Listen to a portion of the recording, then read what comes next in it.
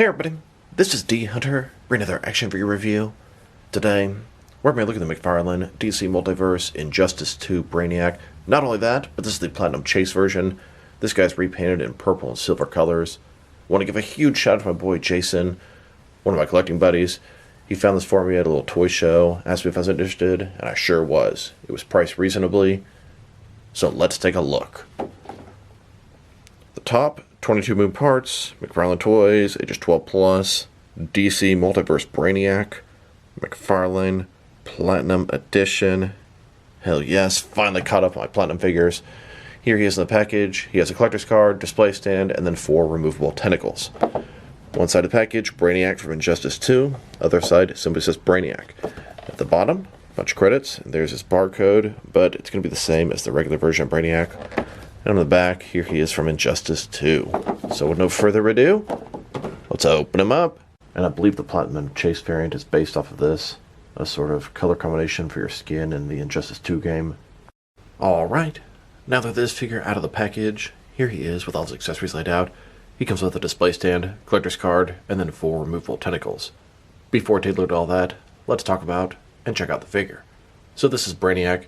He's an artificial life form, and his mission is to collect knowledge.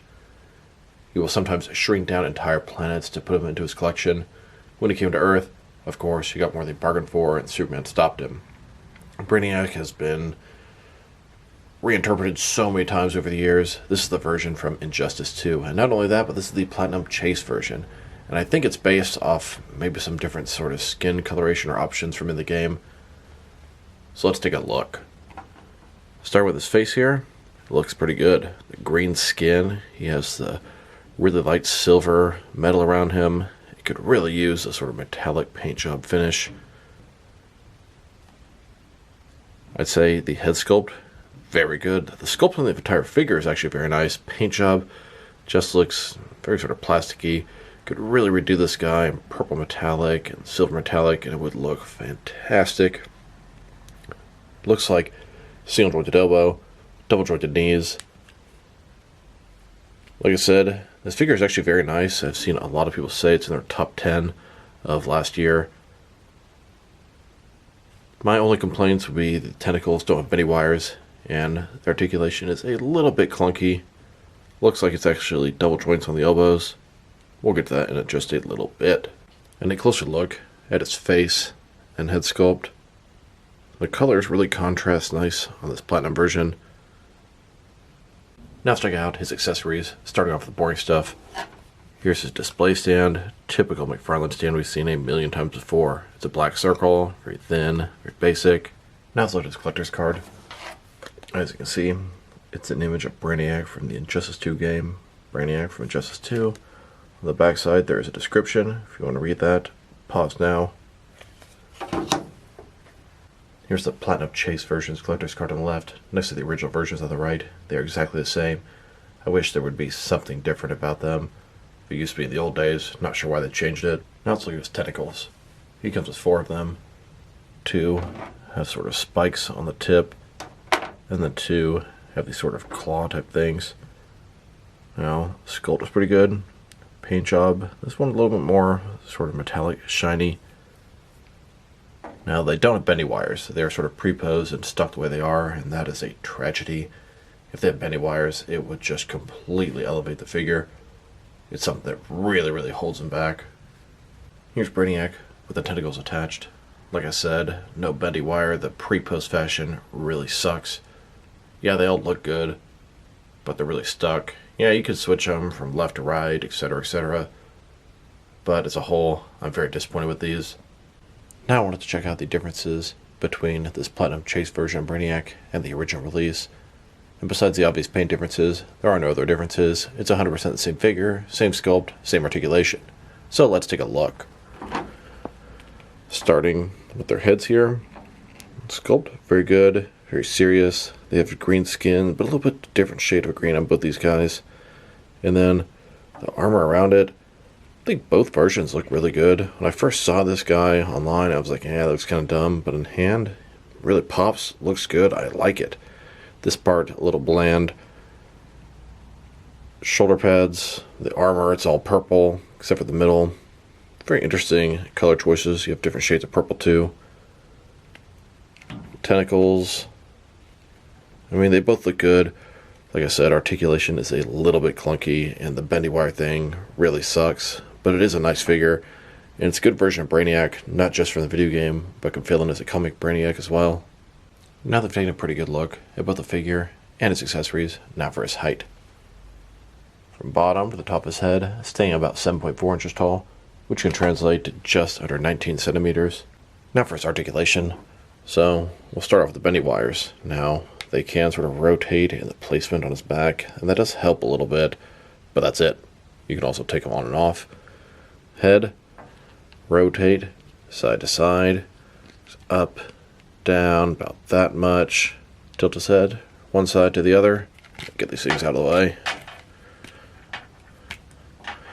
Alright, shoulders. Ball joint goes out more than 90 degrees. Up, down, around. The shoulder pads, they're soft, they move out of the way, don't hinder anything.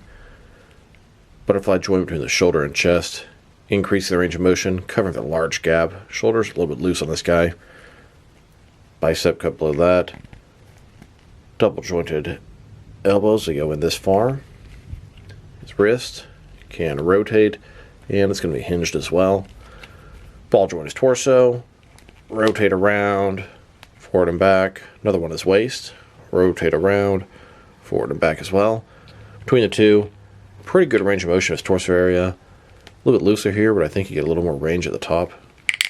Legs, complete dust splits, McFarlane style hip joints. Rotation is non-existent. Goes forward all the way, back not much. Double jointed knees. And his ankle, forward and back. Rotate, although mine's a little bit stuck. Tilt rock, also feels kind of stuck, need to work on that. And of course, to articulation. Here's a look at Brainiac on his ship using his computer. A close-up look at Brainiac, fantastic figure. Here's the Injustice Superman taking on the Injustice Brainiac. Here's a look at Brainiac with some kryptonite overpowering the Injustice Superman. And here are both versions of Brainiac on a ship. He's able to deplete himself. They're planning which planet to take over next. Here are all the different Platinum Chase variants that I have from the McFarlane DC Multiverse line. Absolutely all of them fully caught up. Add Brainiac to the mix. Now I just need the new Collector's Edition figures, and I'll be fully caught up. Complete Platinum collection. Now let's check them out. Next is some other action figures. Starting off with some other Brainiac figures. The only other Brainiac figure that I have is a DC Direct Alex Ross Justice Brainiac. Now I've repainted this guy. He's supposed to be a Dollatron from Arkham Knight. These are the creations of Professor Pig. And I actually got 5 of these DC Direct Brainiac figures. That way I can have a complete army of Dollatrons from my Arkham Knight Professor Pig. Here's the Injustice Brainiac, next to the Injustice Superman. The two newest Injustice figures. Well, also the Platinum Chase variant of Brainiac.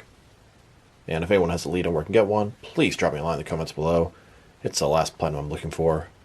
And here he is, next to the Flash and Gorilla Grodd, the first 2 McFarlane Injustice figures they made. They did make a Platinum Chase variant of Gorilla Grodd. This one had silver armor. Then, the next wave consisted of Flash in a white suit, Hot Pursuit Flash, and Dr. Fate. Dr. Fate also had a Platinum Chase variant, done in a lighter blue, more comic-accurate color scheme. And then the next wave had Green Arrow and the Reverse Flash. In this wave, Green Arrow also had a Platinum Chase variant, but it was one of those unpainted artist-proof figures, and I'm really happy McFarlane stopped doing those. And then the next wave, it was part of their DC Direct Page Puncher line. A little bit more expensive, but comes with an Injustice comic. We have Batman and Green Arrow. Then they made another DC Direct wave. This one had Supergirl and a third version of Dr. Fate. And the most recent Injustice release is this Amazon exclusive Injustice 2 3-pack with Batman, Supergirl, and Dr. Fate. Supergirl and Dr. Fate are exactly the same as the single releases, which is very disappointing. And the Batman here, he's even worse. He has this ridiculously dumb yellow sort of paint scheme on the side. Here are all of the different characters McFarlane has made from Injustice 2. 9 so far, and there's an unlimited amount they could still make. Here's McFarlane's entire Injustice 2 collection, with the exception of the Platinum Chase Brainiac, of course. Here's Brainiac. Next to my Mattel Injustice figures, we have Joker, Armored Batman, and regular Batman.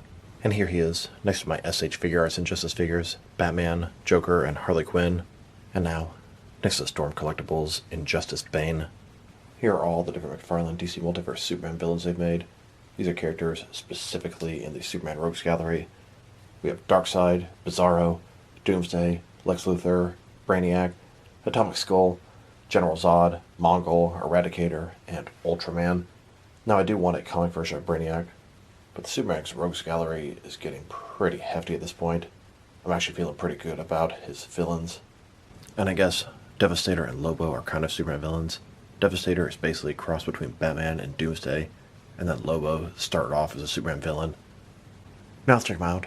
Next to some other recently released McFarlane DC Multiverse figures. Here he is, next to the Target exclusive Flashpoint Wave, Collector Build Cyborg. And here he is, next to some recent Amazon exclusive Glow in the Dark figures. We have the Titan Joker, the Infected Batman, Jon Stewart Green Lantern, and a Swamp Thing. Then, next to some Entertainment Earth exclusive sketch variations, we have the White Knight Batman, the Todd McFarlane Batman, and the Comedian Joker. And now, next to some more Entertainment Earth exclusive figures, these are the Black Light versions. We have the Zernar Batman and the Infinite Frontier Joker and Scarecrow. Here's Brainiac, next to the McFarlane Collector's Edition Wave 2, both the regular and the Platinum Chase variants. Firestorm, Hawkman, and Sinestro. And here he is, next to the Batman Last Night on Earth, Batman vs. Omega 2-pack. Then, next to the Dark Knights of Steel Batman, and both versions of the Jim Gordon Batman. And now, next to the Batman Beyond vs. Justice Lord Superman 2-pack. Here's Brainiac, next to both versions of the Santa Batman. And here he is, next to the Big Bad Toy Store exclusive Black and White accent Joker and Martian Manhunter. Then, with some more recently released McFarlane Toy Store exclusive figures, we have the Patina variant of Superboy Prime and Merciless, then Catman and the Interrogation Room Joker. And now, next to the Aquaman and Lost Kingdom movie wave, here's Brainiac, next to the Black and Gray Hush Batman and the GameStop exclusive Batman and Batraptor 2-pack Batman. And here he is, next to some recent Walmart exclusive figures. We have the Vampire Superman and Green Lantern, then Black Lightning and Captain Atom. Then, next to some Target exclusive figures, we have both versions of the Rebirth Supergirl, Sinestro Corps Batman, and Ted Kord Blue Beetle. And now, next to the Amazon exclusive Rebirth Batman, Batwoman, and Clayface 3-pack. And finally, next to the Amazon exclusive Atomic Skull vs. Superman 2-pack. Now let's check them out, next to some action figures from different various companies, so we can see how he fits in both scale and style-wise, in case you have note lines you can mix them with. Since these are McFarlane toy, they're typically the 7-inch scale. I'm going to start my comparisons with some of the larger action figure lines I collect, and work my way smaller. But first, let's check them out with some of his McFarlane Toys brothers. In front of you are 5 different action figure lines, all from McFarlane Toys, all 7-inch scale. And now, next to some Jack Specific and some DST or Diamond Select toys, here's Brainiac, next to the knife that I used to open this figure. And here he is, next to some DC Direct and some NECA figures. Then, with both some Mattel and some Jazzwares wrestling figures. Then, with some Mezco and some Mattel DC figures. And now, with some Mafex and some Hasbro Marvel Legends. And finally, next to some SH figure arts and some Jazzwares Fortnite. So overall, this is a cool Brainiac figure. I'm enjoying him a lot more than I expected. At first, I thought it looked kind of dumb. In hand, I think it looks pretty cool. I really like the sort of color contrast on its head. I like the purple armor. Now the paint job is kind of bland. I could really see some people sprucing this up, give it the shiny paint, especially on the torso area. That kind of reminds me of the Batman and Robin Mr. Freeze, just very bland paint. But the sculpt is tremendous, fantastic. Articulation, better than I remember. Yeah, a little bit clunky, but not bad. Now, his tentacles with the bendy wires, that is just a tragedy. I cannot believe they did not make those posable. That sucks. If I were to rate this guy, probably give him like a 7.5, but the bendy wires, I'm knocking him right down to a 6.5. Also, I do prefer the regular traditional paint job, but this one is visually pleasing. So, if the regular one would end up with a 7, this guy gets a 6.5. So this is D Hunter. Thank you guys for watching this video. If you liked the video, press like below. If you have anything you want to say with the video, add to the comment section. If you want to see additional action figure reviews from me, press subscribe. I do appreciate when you do that. Once again, this is D Hunter. Thank you guys for watching this video, and I'll talk to you guys real soon.